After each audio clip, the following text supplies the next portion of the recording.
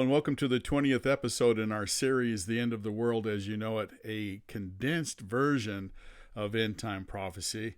I'm your guest lecturer, Dr. Scott McKenzie, and today we're going to discuss Revelation chapter 20, written by the Apostle John. Now, if you're wondering why it's important to study and understand prophecy, consider this. There are over 8,000 verses in the Bible dedicated to prophecy. Those 8,000 verses make up some 700 prophecies in both Testaments. Christ fulfilled 108 of the 700 the first time he lived among us in Israel. Those 108 prophecies spoke of the Messiah's birth, his life, his death, and his glorious resurrection. And yet there are about another 329 concerning his return. 129 of these can be found in the Old Testament. The remaining 200 can be found in the New Testament. Yet for the Christian, I can think of 20 major prophetic events you need to be aware of. And here is the list. Number 1, the Russian and Islamic invasion of Israel. You can see it in Ezekiel chapter 38. Number 2, Christians are taken to heaven in what's called the rapture. Number 3, a world leader arises, the president of a new empire, a new world order. Number 4, this world leader signs a 7-year peace or a protection treaty with Israel. Number 5, this new empire chooses a state religion, maybe Islam or maybe Chrislam. Number 6, Moses and Elijah, the two prophets, show up in Jerusalem. Number 7, 144,000 Jewish men, 12,000 from each of the 12 tribes, are chosen to become evangelists for Jesus Christ. And then there's number 8.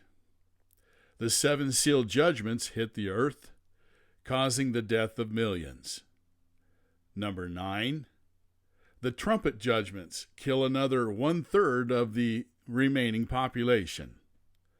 Number 10, Moses and Elijah, the 2 prophets, are murdered by the possessed, resurrected president. Number 11, the possessed, resurrected president has now become the Antichrist, and he, the Antichrist, breaks that 7-year treaty with Israel. Number 12, the Antichrist sets an image of himself up in the temple, demanding to be worshipped as God. Number 13, his false prophet forces citizens to take a mark in order to buy or sell.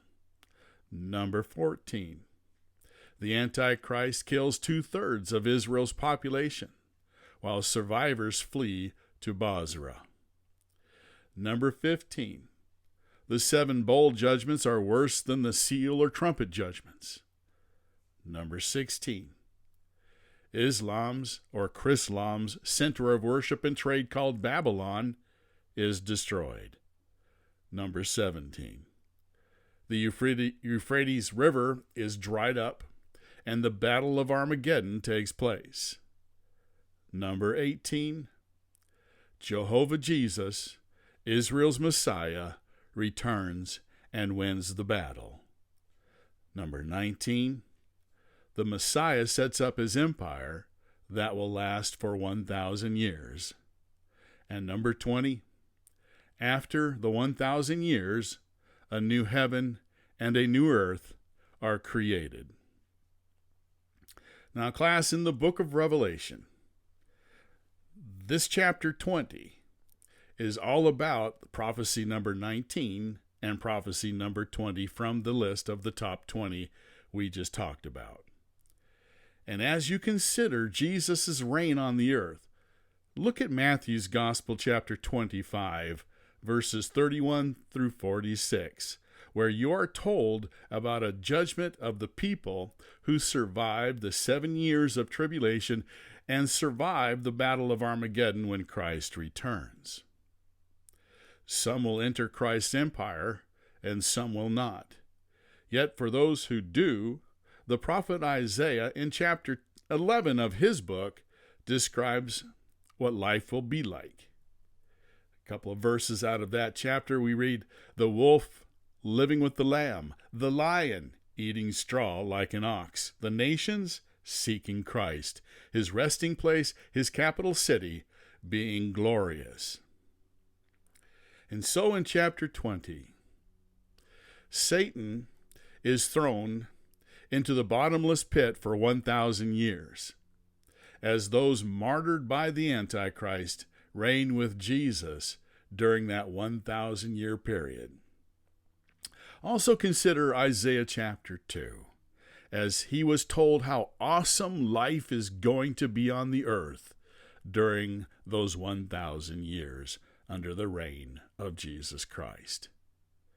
Then after those 1,000 years, Satan is released from the bottomless pit so he can find people from every nation willing to follow him in his final attempt to defeat Jehovah Jesus. Verse 9 tells you, God will send fire from heaven to incinerate them.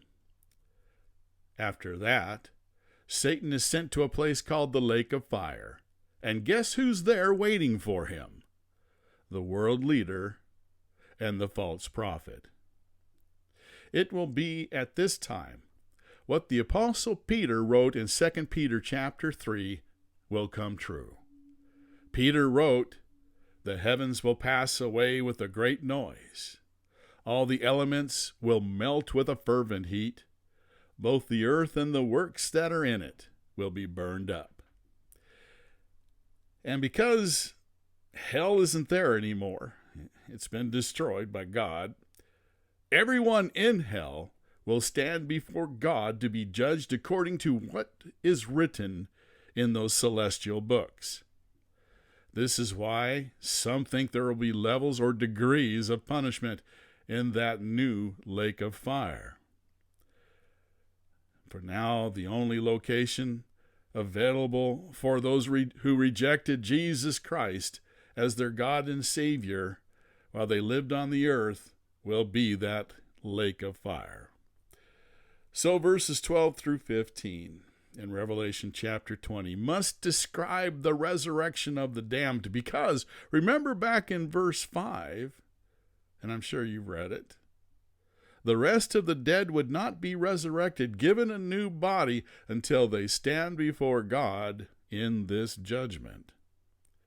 In hell, they had a spiritual body, and now, at this, their final judgment, they too will have a resurrected body that will not die in the flames of the lake of fire. At least, class, that is my theory. And so as we come to the close of our study of Revelation chapter 20, remember what Jesus said. Let not your heart be troubled. You believe in God, believe also in me. And so until next time, my friends, farewell.